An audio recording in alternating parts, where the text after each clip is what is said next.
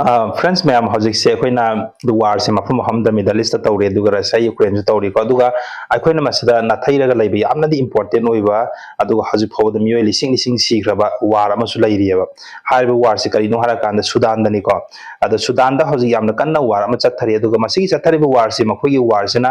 अतोपा country गा तौबा नते मोय मसागी ओइना मनुंगी ओइबा कनो दनि को तौरसे सुदान मनुंग दनि को मोय हौजिक तौरिबा वारसे अदुगा आइना वीडियो सिदा मैम दा लाक्चदोइसि हारिबा वारसे कारम मतमदगी हौके दुगा हौजिक फौबदा मदुगी कैजुअलिटी कया मु लैरे दुगा मसिगी वार से थोकलिबगी मरम करिनो हाइबने चिंबा दुगी मयाम दो वीडियो सिदा मखा ताबदा मयाम दा शेयर तौजरके अहानबदा अखोइना खंजिन बियाबसी हारिबा सुदान दा तौरिबा हौजिक वार से 2023 की अप्रैल दा हौरखिबनेबा मखोइगी कंट्री सी 2021 मिलिटरी कुप तौखिबको मिलिटरी कुप तौर मतुंगदा 2021 दगी हौजिक फौबसी मखोइसी मिलिटरी न रूल तौरगा लापनेबा अदुगा हारिबा कंट्री से सुदान की कंट्री मनुंग सिदा लैरिसे मिलिटरी मखल अनि थोकना लैयबा हाइबदी अमना खोइगी मेन आर्मी हाइ तारे सुदान कंट्री से मेन आर्मी ओइरे अदुगा अतोपा अमना पैरामिलिटरी फोर्स अमा लैयबको हारिबा आर्मी मखल अनि से हाइबदी मखोइगी अखोइगी नेशनल आर्मी सिगा अदुगा पैरामिलिटरी फोर्स से सिगी आर्मी अनीसिगी मनुंगदा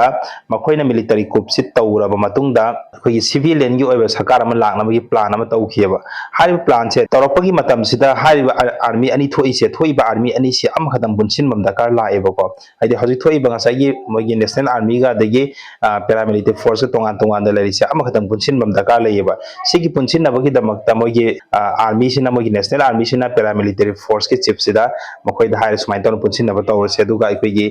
सिविलियन की सरकार से लागना तौसे है मतमदा पैरामिलिटरी फोर्स की लीडरशिप मरु एनी यादवने मरु एनी यादवदगी मखोइजी आइदि हारिबा अखोइ नेशनल आर्मी की लीडर सिगा पैरामिलिटरी फोर्स की लीडर सिगा मदुगी नुंगाइनदबा अदुगा मदुगी अगेंस्ट लागनबगी कंडीशन अमा लाखरेबको मदुगी मतुंगदगी 2023 की अप्रैल से सी अप्रैल से अहान बोइना पैरामिलिटरी फोर्स का नेशनल आर्मी के मोगी कापनबा हौखियबा दु मियोय खरासु सीखियबा 2023 सिदा अदुगी मतुंगदगी ना हजु फौसी मखोइसी नकल अनि सिदा वार से सोनरगा लाय अदुगा हजु फौबदा वार से नमरम ओरगा मियोय लिसिंग यांखै मपन खरा हेन सीखरेबको हजु फौबदा अदुगा सिगी वार से तसेंबगी हजु एक्सपर्ट मखैन हारसी नहान याम नंगन याम थुना लोइखिबि याब वार अमने अदु हजु फौबदा लोइबा ngamdrise karigino har kanda foreign countries kaya amana side by side toroga मखोइ सजु मतेंग पांगियबा मरुएना पैरामिलिटरी फोर्स त मतेंग पांगिसना यूनाइटेड अरब इमिरेट्स ने मखोइना खुजु खुलाई कया अमा पि हाबगी वरी हजि थोलखरेबा यूएई ना पैरामिलिटरी फोर्स त मतेंग पांगि अदुबो यूएई की माइकैदगी मदु मखोइना यानिंग्रे हजु फौइदे अदु यानिंग्रगसु मखोइना पीखिबा पोचै अदगी मखोइना पिरकपा पोचै म्याम अदुगी खुजु खुलाई म्याम लंबी त फाबगी वथो म्याम लैग्रेबा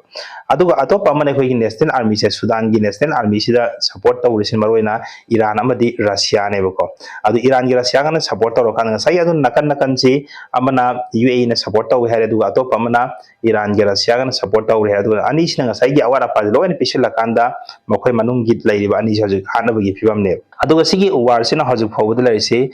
मियोय मिलियन मरी हेना होई सुदान की कंट्री से मसा की कंट्री थादोगा अतोपा कंट्री द महोइ सी रिफ्यूजी एने चंथोखिबगी वरी म लेरे अदुगा मिलियन 10 मरी खरे हेले हाई रिपोर्ट लैरिसे अदुगा मियोय मिलियन 10 का मरी खरे हेन बसिना मसा मसा की मयुम थादोगा इंटरनली डिस्प्लेस तौरगा हजि मसा मकी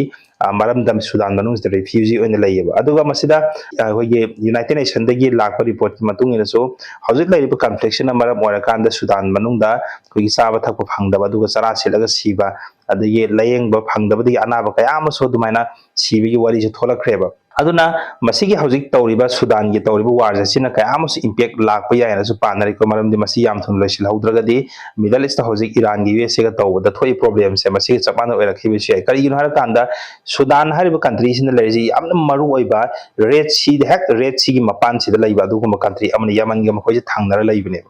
अदुना ngasai सुदान सी मिडल ईस्ट कनागुमरदि मिडल ईस्ट की मनुंग दुस चलि हाइ को दुगा कना अदुगा तसेंबगी मासी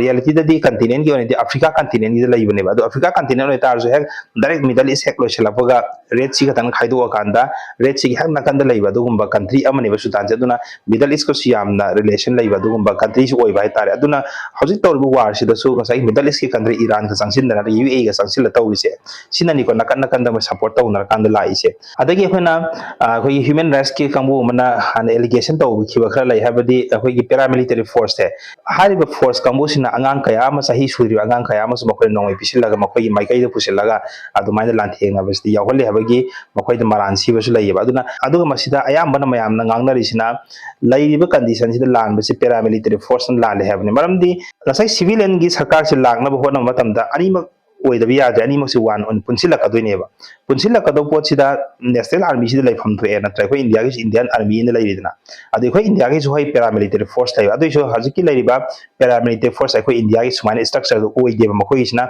ꯍꯥꯟꯅ ꯃꯤꯂꯤꯁꯤꯌꯥ ꯀꯌꯥ ꯑꯃ ꯂꯩꯔꯝꯃꯤ ꯍꯥꯏꯌꯦꯕ ꯁꯨꯗꯥꯟꯁꯤꯗ ꯍꯥꯏꯔꯤꯕ ꯃꯤꯂꯤꯁꯤꯌꯥꯁꯤꯡꯗꯣ ꯑꯗꯨꯗꯒꯤ ꯆꯪꯂꯛꯈꯤꯕ ꯑꯗꯨꯗꯒꯤ ꯑꯣꯟꯊꯣꯔꯛꯈꯤꯕ ꯀꯥꯡꯕꯨꯅꯦꯕ ꯄꯦꯔꯥꯃꯤꯂꯤꯇꯔꯤ ꯐꯣꯔꯁꯁꯦ ꯑꯗꯨ ꯁꯔꯀꯥꯔꯒ ꯄꯨꯟꯅ ꯆꯠꯂꯝꯃꯒꯁꯨ ꯉꯁꯥꯏꯒꯤ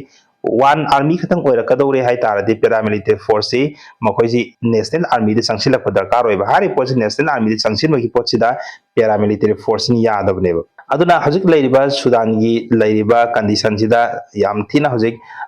ꯃꯤꯗꯜ ꯏꯁꯀꯤ ꯀꯩꯅꯣꯒꯤ ꯇꯧꯔꯤꯁꯤꯗꯒꯤ ꯍꯦꯟꯗꯣꯛꯅ ꯃꯤꯗꯜ ꯏꯁꯀꯤꯁꯤꯅ ꯍꯧꯖꯤꯛ ꯇꯧꯔꯤꯁꯤꯅ ꯑꯇꯣꯞꯄ ꯀꯟꯇ꯭ꯔꯤ ꯃꯈꯩꯒ ꯍꯥꯏꯕꯗꯤ USA ꯏꯖꯔꯦꯜ ꯑꯗꯨꯒ ꯏꯔꯥꯟꯒ ꯑꯅꯗꯔ ꯀꯟꯇ꯭ꯔꯤ ꯑꯇꯣꯞꯄ ꯀꯟꯇ꯭ꯔꯤ ꯃꯈꯩ ꯂꯥꯟ ꯇꯧꯅꯕꯅꯦꯕ ꯑꯗꯨ ꯁꯨꯗꯥꯟꯒꯤꯁꯤꯅ ꯑꯃꯨꯛꯀ ꯃꯈꯣꯏ ꯃꯁꯥꯅ ꯃꯁꯥꯒꯤ ꯀꯟꯇ꯭ꯔꯤꯁꯦ ꯊꯨꯒꯥꯏꯖꯕ ꯍꯥꯏꯇꯥꯔꯦ ꯃꯈꯣꯏ ꯃꯁꯦꯟ ꯈꯠꯅꯔꯒ ꯐꯨꯅꯔꯒ ꯑꯗꯨꯃꯥꯏꯅ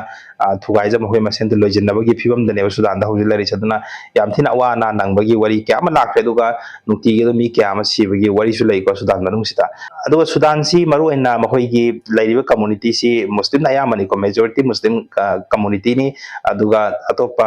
ꯃꯤꯛꯁ ꯑꯣꯏꯕ ꯀꯝꯃꯨꯅꯤꯇꯤ ꯈꯔꯁꯨ ꯂꯩꯀꯣ ꯇꯧꯕꯇꯕꯨ ꯍꯧꯖꯤꯛ ꯇꯧꯔꯤꯕ ꯋꯥꯔꯁꯤꯁꯨ ꯍꯥꯏꯔꯤꯕ ꯁꯨꯗꯥꯟ ꯃꯅꯨꯡꯗ ꯂꯩꯔꯤꯕ ꯀꯝꯃꯨꯅꯤꯇꯤ ꯃꯨꯁꯂꯤꯝ ꯀꯝꯃꯨꯅꯤꯇꯤꯁꯦ ꯁꯤꯒꯤ ꯀꯝꯃꯨꯅꯤꯇꯤ ꯁꯤꯒꯤ ꯃꯔꯛꯇ ꯁꯦꯝ ꯀꯝꯃꯨꯅꯤꯇꯤꯁꯤꯗꯅꯦꯕ ꯃꯨꯁꯂꯤꯝ ꯃꯁꯦꯟꯅꯦꯕ ꯍꯧꯖꯤꯛ ꯁꯨꯗꯥꯟ ꯃꯅꯨꯡꯗ ꯇꯧꯔꯤꯕ ꯍꯥꯠꯅꯔꯤ ꯈꯣꯠꯅꯔꯤ ꯇꯧꯔꯤ ꯃꯌꯥꯝꯁꯦ ꯑꯗꯨꯅ ꯚꯤꯗꯤꯑꯣꯁꯤꯒꯤ ꯑꯣꯏꯅꯗꯤ ꯑꯩ ꯃꯇꯥꯡꯁꯤꯗ ꯂꯣꯏꯁꯤꯟꯖꯔꯒꯦ ꯑꯗꯨꯒ ꯃꯊꯪꯒꯤ ꯚꯤꯗꯤꯑꯣꯗ ꯃꯌꯥꯝ ꯄꯨꯟꯅ ꯑꯃꯨꯛ ꯊꯦꯡꯅꯔꯁꯤ